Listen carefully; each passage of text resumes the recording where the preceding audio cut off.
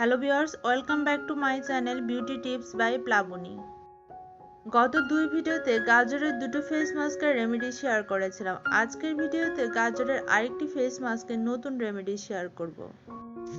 তো ভিউয়ার্স, আজকে আমি শেয়ার করব গাজর ও মসুর ডালের একটা ফেস মাস্ক। আর এই ফেস মাস্কটি নিয়মিত ব্যবহার করলে ত্বক স্থায়ীভাবে ফর্সা হবে। চলুন তাহলে আর দেরি না করে ফেস মাস্কটি তৈরি করি। ফেস মাস্ক তৈরি করার জন্য প্রথমে যেটা লাগবে আমাদের মেইন ইনগ্রেডিয়েন্টস হচ্ছে গাজর। আমি এখানে নিয়েছি 3 টেবিল চামচ গাজরের পেস্ট। আমি গাজরগুলোকে ভালো করে ধুয়ে ছোট ছোট টুকরো করে কেটে ব্লেন্ডারে ব্লেন্ড করে নিয়েছি। তারপর এর মধ্যে অ্যাড করব মসুর ডালের পেস্ট। আমি এখানে 1.5 টেবিল চামচ মসুর ডাল 3 টেবিল চামচ পানিতে ভিজিয়ে রেখেছিলাম 1 ঘন্টা। তারপর ব্লেন্ডারে ব্লেন্ড করে নিয়েছি। আর মসুর ডালের পেস্ট নিয়েছি 2 টেবিল চামচ। সবশেষে অ্যাড করে দিচ্ছি হোমমেড গোলাপ জল। আর গোলাপ জল নিলাম 2 চা চামচ।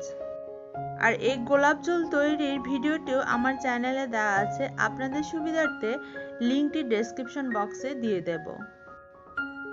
এবার গাজরের পেস্ট, মসুর ডালের পেস্ট ও গোলাপ জলকে ভালো করে মিশিয়ে নিতে হবে। কমপক্ষে 4 থেকে 5 মিনিট নেড়ে চেড়ে একটা স্মুথ পেস্ট তৈরি করতে হবে।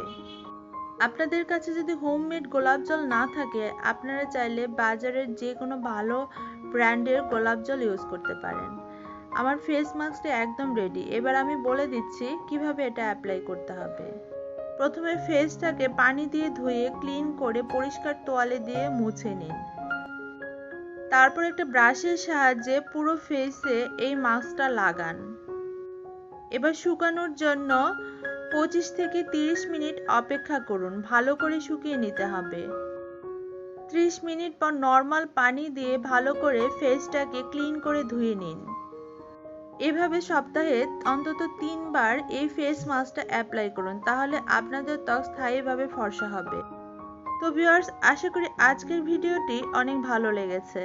Bye bye.